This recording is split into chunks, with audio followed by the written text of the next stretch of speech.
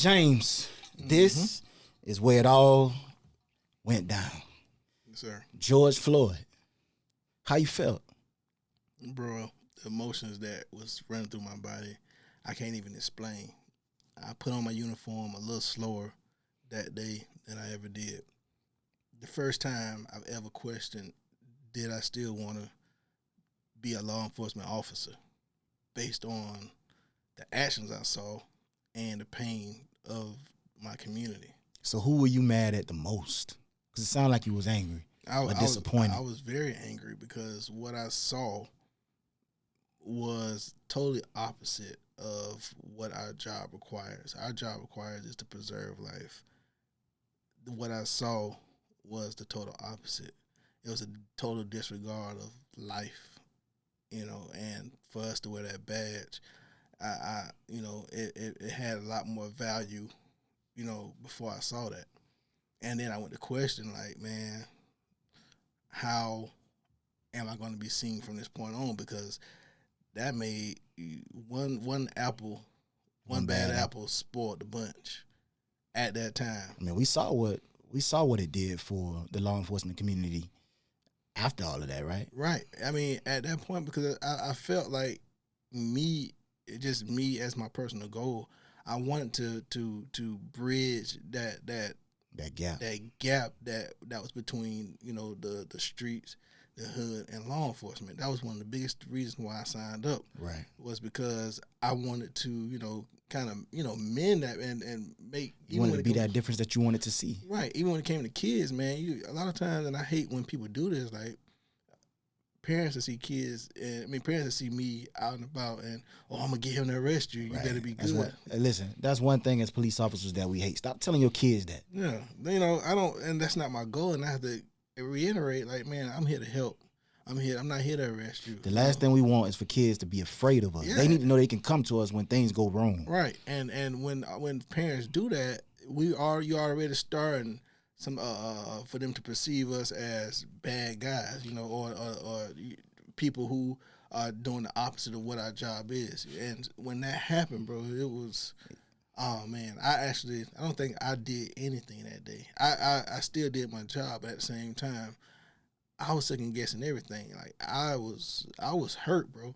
But you could feel it because. Were you second guessing your purpose? Yeah, I was like, is it worth it? Like everything I fought hard for, it felt like all that went down the drain when that happened. Right. Because that affected all law enforcement. Right. Black or white. Black or white. Right. So at this point, when you have great officers, it's not seen like that no more. Right, because it's hard for people to look through or see through what they saw on TV. Right, because you know why? They put themselves in that same position. Right. Especially being black. In the position of George Floyd. In the position, I'm pretty sure everybody saw themselves in George Floyd's position. Right. As of what they would have did. Or that night, if they didn't see themselves, they saw their kids, their young men, and husbands and all of that. They put them in that same place and developed a feeling. So every traffic stop after that was intense. Right. Like, people are legit scared. Like, bro, listen. Or not only that, it's just the things that was going on. Some things were justified, not in that case, but in certain other aspects when it was officers involved shooting, there were certain things. Yeah, there were certain things that was justified, but the things that were not justified, and that was just just either based off fear or just being a bad cop. Those things overshadowed everything. Right. So now when I pull people over, bro, listen, I'm glad it was you that pulled me over. Or not even that. It was, man, look, I ain't people disrespecting law enforcement at this point because you can't respect something that is publicly seen as the opposite of what we're supposed to do. Right. What I found was we used the traffic stop incident or example. You either had the people who were like completely afraid, or you had the people who were so brave they say anything to you, and don't care. At this point, like, because the level of respect is gone. Right. You did this publicly. Right. In front of so many people. And you killed a man in front of the nation. How am I supposed to trust you? Yeah. Even though you wasn't the one who put his knee on his neck. You technically was on the the one neck, shoulder, back, whatever you want to call it. We were that guy at the point when that happened. Everybody's that guy, black or white. Black or white. Yeah. So now I'm getting called sellout. Right. Now I'm getting called the N word. Now we was getting called that before then, but now it's just like double. It's intense from my own people. Right. Bro, why you still wearing that badge? You see what y'all do. You see what this is. And to be honest, bro, you in a sense feel like, bro, like I feel you. And you know what I mean? And some people would just straight out really at a person like, bro, listen, what's your purpose? Right. Like how can I trust you when this is what I see? Right. What's your purpose? How in the world do you want to wear that uniform after what you seen on TV? You just seen to your own people. Right. And you have to process that. Because you know why? When I take this badge off, I'm a black man and I felt that. Right. Like what if that was me? What if that was my child? I even put up a post that I am George Floyd. Right. I don't engage or. Did you feel like it was necessary for you to do that? I felt like it was necessary because I wanted the people to understand how I felt about that situation. When it came to that situation, I did not condone the actions of that officer or the officers involved. Me, I've been on situations where one of our officers could have taken it too far. I'm the type of person that's going, hey, bro, tap out. Right. And in our department, we have a tap out policy. Like, bro, if you done went overboard, hey, go get in the car. I got this from this point on. I'll take over. So it's the responsibility of the other officers to recognize that. Right. And be like, yo. Bro, come on, man. So same thing with you, bro. How you felt? When I saw it, it was just a lot of, you try to look at it through police eyes. That's the first thing you do. You do, right. You're right. Because it's just the natural reaction. Yeah. You look at it, what did George Floyd do wrong? Right. Then you move on to the other things on the other side. Right. It was straight confusion. Yeah. One, because I don't know. Right. I don't know. I didn't in the very beginning. I didn't know what George Floyd did prior to what we saw on TV. Right. Because as a police officer, the first thing you want to know is what happened before the camera turned right. on. And that is very important because a lot of things, even when it came to the perspective of the public versus law enforcement, the media only shows what's going to give you the story. But with that said, at the end of the day, it still comes down to a humanity thing. Right. There was no reason for him to have his knee on his neck, back, shoulder, knee, whatever, that long. Right. It just, you can't explain his actions after a certain point. George Floyd may have done whatever. At the point, I didn't know what he did. So whatever George Floyd did, it didn't call for that police officer to sit there for that long. Okay, let's put ourselves in that situation, and we're just being very transparent. The call was for a fake 20, right? So counterfeit 20, right? Okay, you get on the scene, right? Suspect still there, right? You detain the suspect in handcuffs. If you feel like the suspect is a flight risk or a danger, I'm gonna detain you in handcuffs, right? Or if I feel like you're cooperative, I may not detain you in handcuffs and just have you sit right here till we figure out what's going on. Right? Right. So now you're dealing with a suspect and we're still dealing with the counterfeit 20. Right. You go to put the suspect in the vehicle. He's detained at this point. No arrest, nothing. And when you detain, we can sit you in the vehicle if we choose to. Yeah, or I can sit you on the side of the road. I can sit you down wherever. I can sit you on the side of the road and continue to allow you to be embarrassed and let everybody look at you. Or I can sit you in my car where people not looking at you. So this situation here, you try to put him in the car and it's like, bro, listen, I am claustrophobic. Mm-hmm. I'm claustrophobic. I can't just sit in the car. Right. Just the severity of this crime. Right. For the severity of this crime. Do I continue to try to force you to get in this car? I'll tell you this. I'm going to put you in the back seat of this car. Sir, I'm claustrophobic. I'm going to put you in the back seat of the car. You can sit in the car. Because at first I'm thinking, he just don't want to sit in the back seat of the car. Yeah. But at some point, you got to recognize that dude is really claustrophobic or he just going to give you make it a bad day for you and it ain't worth it over $20 bill. So you know what? That's fine. But he's already detained. Sit on the curb, bro. Right. He's already detained and handcuffed. And got multiple officers. Right. Sit on the curb. Yeah. Just chill out real quick. Hey, bro, watch him. Because what you're saying is at the point where they was about to put him in the car, he was only detained. They were not arresting him and getting ready to take him to the jail. The investigation is only, we are on the scene because of a fake $20 bill. Right. That's where you have to put your arrogance aside and just, you know what, go with what the best option is for now. Right. Like, what's going to be the most peaceful thing for this to happen? Now, if I got to put you in the car, if you showing out and you either a flight risk or you are making the situation worse or you're involving other people, or I feel like I don't have control of the scene because there's just so many people here, the best option is to have you in the back of the car. Right. In that case, he was sitting on the side. They sat him down first. Mm-hmm. I would have sat him down there, went inside, got the information, see what's going on, then conduct my interview or whatever. Right. Because at the end of the day, counterfeit 20 or whatever it is, of course, I don't know what the laws is there, but that's a felony here. Right. Until my investigation is complete, we sitting and we just investigating at this point. If you're claustrophobic, okay, cool, whatever. You would know when somebody's really claustrophobic. Right. Somebody just pulling your chain. Right. At this point, I said, it don't even matter. Bro, gonna give me that much trouble. Just sit him on the curb. Yeah, and that's where we at. Right. So now, he's not actively resisting at this point. Mm-hmm. He just scared. Like, bro, like, man, look, I almost. So what? If he wasn't, was he passive? Yeah, so he was basically like, bro, I don't want to just please sit me on the car. I do what you tell me to do. Sit me down on the ground. So were they physically trying to force him into the car at that point? Yeah, but at the same time, like, bro, just sit me down on the ground. Mm-hmm. So at that point, saying it may have been active, but he was more passive than anything. He was scared. He was extremely afraid. Mm-hmm. So at that point, you got a person. If I'm legit claustrophobic, man, you shut me in this door, bro, I'm finna lose my mind. Like me. Elevators, if y'all ever don't be on the elevator with me and it get stuck, you're going to have issues, Right. But at this point, with him, that's where we at. Right. So until I have to actually take him to jail, this is where we at. Right. So somehow they get him laid out on the ground. Mm-hmm. All right. He's in handcuffs and there's a lot of officers. There's no need for knee on neck. That's not even necessary. Right.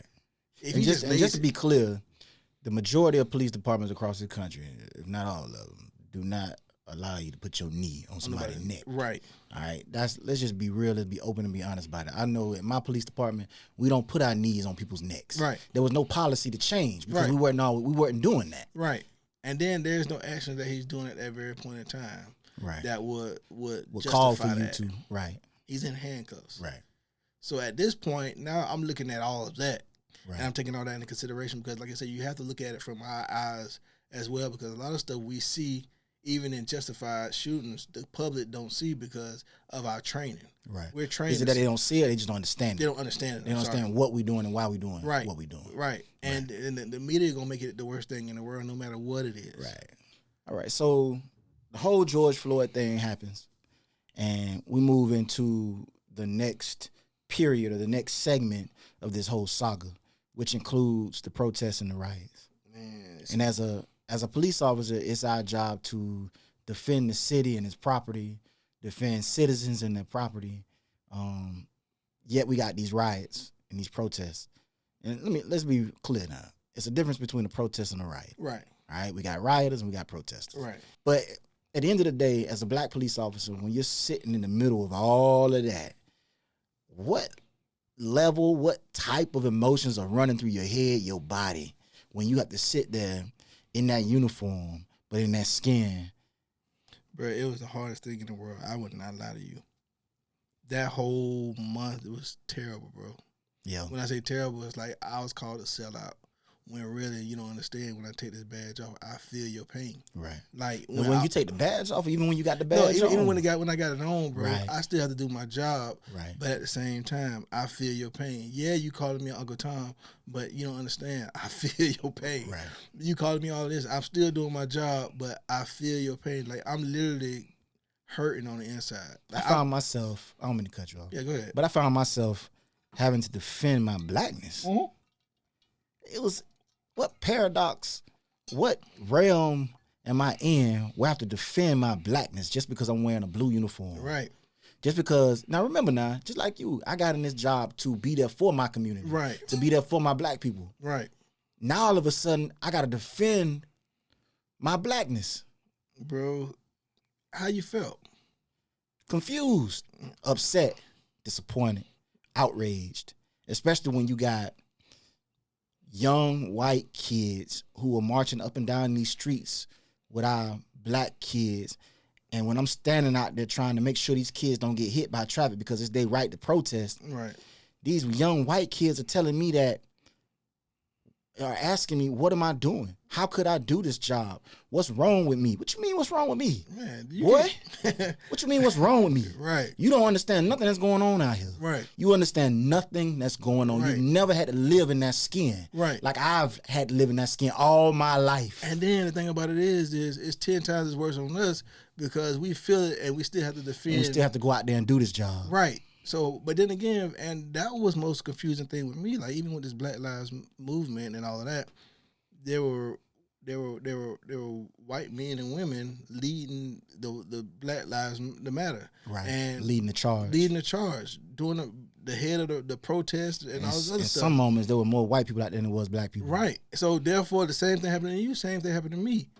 Right. But so much at certain times, I'm like, you don't know what it feels like to be a black man or a black woman. There's nothing you can really tell me, or you will never understand how it feels to be a black police officer at a time like this. Right.